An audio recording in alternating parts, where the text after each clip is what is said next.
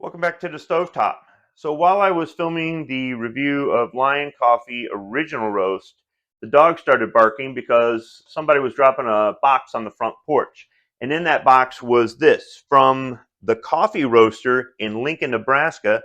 This is their Sumatra Double Vaughn Dutch. This was sent to me by Travis P11. Thanks, Travis.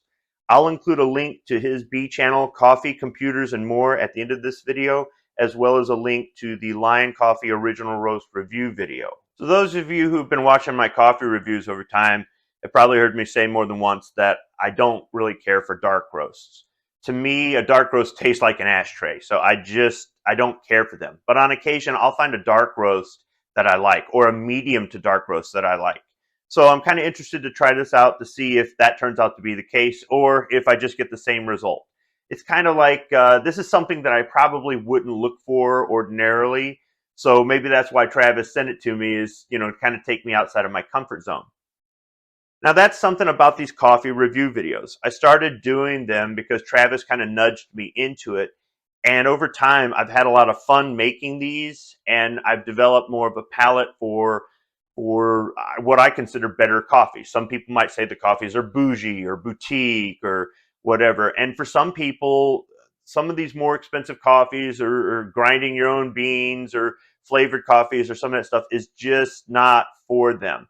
But for me, it was kind of getting outside of my comfort zone and trying different things. And I'm not saying I've got the perfect formula. There are certain processes that you can do to enhance the flavor of the coffee, or to make the experience more enjoyable.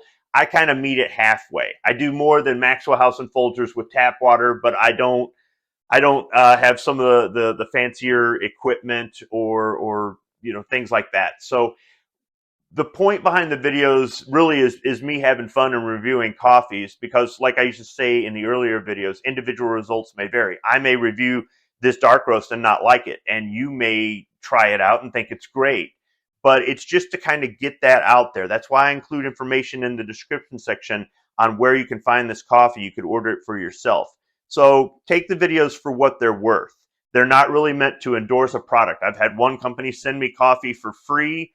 I liked the coffee, but it plugged up my coffee maker. And when I told them about it, they said that they might look into maybe changing the way they grind it so it doesn't create that sort of issue. But other than that, these coffees are either gifts from friends, because more than Travis has sent me coffee to try out, or they're just things that I've seen, and especially while I'm traveling, and decided to buy and bring home and try out to share with the audience. So take the videos for what they're worth. All right, so let me read some information here off the bag. So first off, the bag is kind of decorative. It's got a design on it. At the top, it says the coffee roaster. At the bottom, it says established 1995. There's all kinds of artwork. There's like a castle tower and a coffee cup and flowers and the sun rising and a bird and just all this artsy stuff on the bag. And you can tell that this is a generic bag that they use for all their coffee, because on the back there's a decal. It's a square decal, or rectangular decal, that says Sumatra Double Vaughn Dutch. And then it's got, I guess, description of the taste here. It says dark chocolate, spices, smoky. Then underneath, they've got the roast level, the roasted on date, and the grind, as well as the bag size. So they can just write in here whatever it is.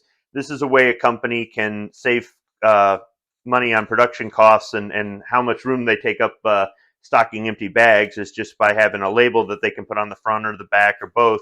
And other coffee companies do this sort of thing. So I'll read some information off their website, which I'll include a link to in the description section below.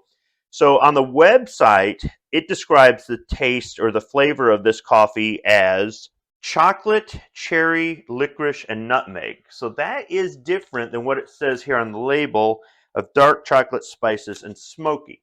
So I'm interested to see which of the two I get. I don't know why there's a difference there. And then as far as the grind, on the back there's a DR, and that's because they've got 8 different kinds of grinds available online, as well as whole bean. So you do have options when you go to order this. This particular one online is available in an 8 ounce, 12 ounce, 16 ounce, 2 pound, and 5 pound bag. And it also has, I guess, what you would call the born on date. It says roasted on 12/20, and today is 12/27. So this is very fresh. So since the coffee is already ground, I don't have to get out the grinder. I'll go ahead and open it up. It's got the little tabs here on the side that you can fold over and reclose it. I like that. And then the top, yeah, I'm going to have to get scissors. So let me just cut the top flap here above the little tabs that will help me reclose it. See if that'll open up. There we go. And it's ground up nice and fine, kind of a medium brown color. Smells like coffee. So I'll go ahead and brew it in Mr. Coffee. I'm not going to rinse the filter. I wasn't doing that originally, and then I started doing it because Travis advised me to do it. It takes some sort of residue off the filter, but it became a pain in the ass, so I decided to just stop doing it. But I do note that, or I try to remember to note that in the videos, just to explain what I'm doing in case you rinse the filter, or in case you watch an older video and you're like, why isn't he doing this now, or what's the difference, or anything. It could affect the flavor or the taste profile. It just really depends on what sort of palate you've developed for coffee. So I'll be filling the basket about 2/3 of the way, maybe closer to 3/4 of the way. I found that seems to work the best. So I'll just go ahead and brew this with reverse osmosis purified drinking water, and I'll be back with the first cup. All right, the coffee's all done brewing. Everything's in frame. Lapel mic works. So here we are. I've got a coffee mug that was included. Actually, he included 2 coffee mugs in the package there. This is from the coffee roaster. It's got their logo on it. It's in purple, and it has a cork bottom. There's a decal on the bottom that says "Do not microwave." So it's got its own built-in coaster, and I think that's kind of neat. So I don't really get any smell off the coffee, but like I say in so many other videos, for those of you who don't know, I have a poor sense of smell. This does affect my ability to I would think, fairly judge some of these coffees, because the smell is part of it. And you know, that's just it. While I do my usual stalling to give the coffee some time to cool off before I take my first sip, these coffee reviews are something that I didn't originally plan to do. Travis nudged me into this, and I'm glad he did. Sometimes peer pressure is a good thing, guys. Some of you guys have gotten me into things that I would have never tried before. Like, now I enjoy a lot of really good whiskeys because of some of you guys. Or I'm trying out different coffees and finding some that I really enjoy because of you guys. Or I got into reloading because of you guys. Or hunting, or just so many different things. So sometimes you guys are a good, bad influence on me. And in other ways, it's like, guys, I know you mean well, but I'm so loaded down with hobbies, I don't have time for any more.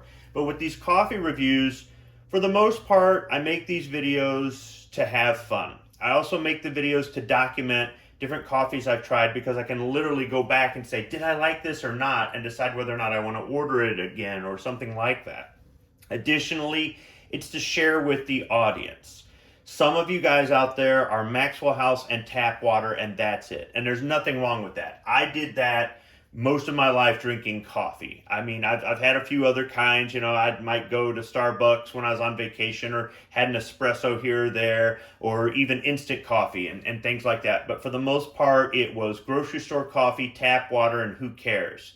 And that will work. That will wake you up. And if you get used to that, that's what you're used to.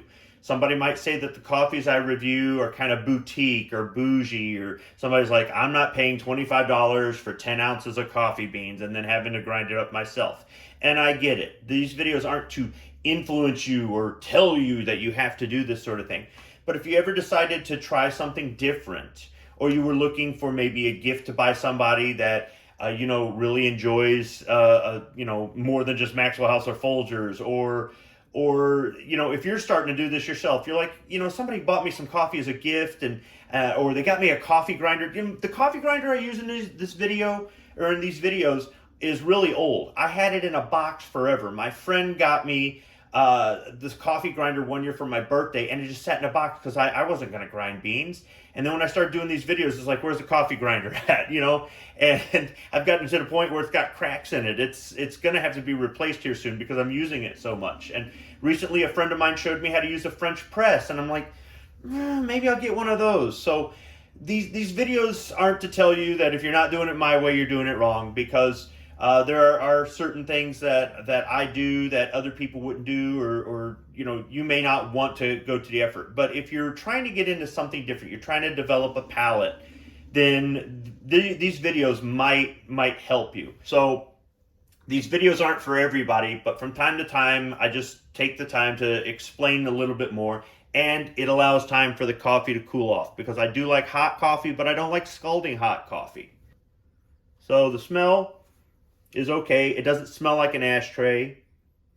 It does smell a little bit like a dark roast in the sense that it smells a little bit different than, say, the medium roast that I usually go for.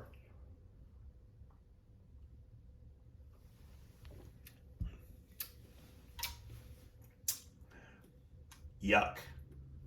Yeah, it's ashtray-ish. It's okay. The aftertaste is, yeah.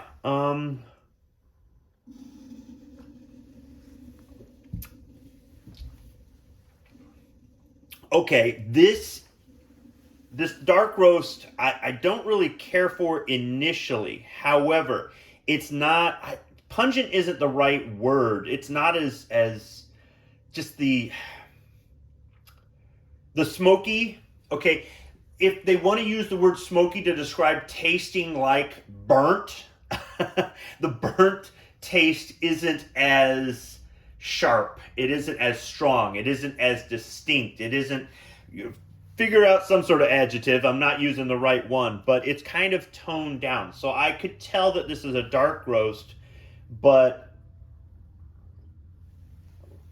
it's not making me want to spit out my coffee. Now, part of that's because I want some coffee to wake up, but another part is I want to be objective. I have tried dark roast before where the first cup wasn't so good. As my taste buds woke up, as I became more adjusted to it, I liked it a little bit more.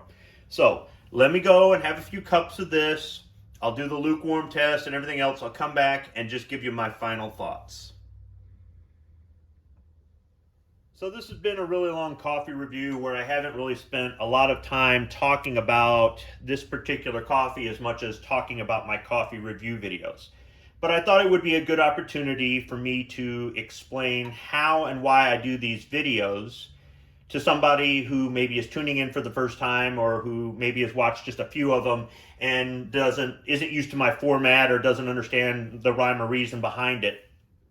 And I think it's important, if I want to be transparent with my audience from time to time, to tell the backstory or to explain something or just something like that. It might make the videos long-winded, but they're my videos. I do them the way I want to do them. If somebody doesn't like it, they don't have to tune in. So if somebody out there is irritated that I spend a lot of time running my mouth, my videos aren't for you. And I'm not worried about it. I don't need your subscription. I don't need your thumb up, your comments, your view time. I don't need any of your analytics. I'm going to do this my way. Now, to get back to the coffee, it's a dark roast. Guys, I don't like dark roast. I just don't. On occasion, there's something that I'm like, okay, I could drink this. And that's what this coffee falls into. It's a dark roast, but it's toned down. It's almost diluted a little bit. And it's not because of how many grounds I used. I filled it about 2/3 of the way, and the coffee is doing its job. It's waking me up. But it's not as I guess nasty as some of the dark roasts I've had. I would not go out of my way to buy this. Travis, don't send me another bag of this. But I will finish it. But it's not me. Now, I keep giving dark roasts a try, and sometimes in life you try something once and you just say, I don't ever want to do this again, and so be it. And other times, maybe you go back to it. Maybe you don't go back to it right away. Maybe you go back to it months down the road or years down the road or something like that. Maybe somebody explained something to you in a way that you didn't consider it, or maybe you just matured some, or your tastes have changed, your interests have changed, whatever it is, and now you appreciate something that you didn't in the past. So at some point, maybe I'll get more into dark roast. But so far, most of my attempts just have ended in failure. This dark roast would be something that I would say might be a good one to try for somebody who's trying to get into dark roast, but I don't know why you would go out of your way to try to get into them. Or if you knew somebody who liked medium roasts and you wanted to get them to try a dark roast, this one might fit that bill. But otherwise, it's just not for me. So I'll include a link to the Coffee Roasters website in the description section below if you want to check out the other coffees that they have to offer, and if you wanted to order some to try out for yourself. But as far as I'm concerned, this dark roast is, I mean, it cooled off and it didn't really get bitter. If anything, I'm going to call it a smooth dark roast, but I'm just not a dark roast guy. That's it. Thanks for watching.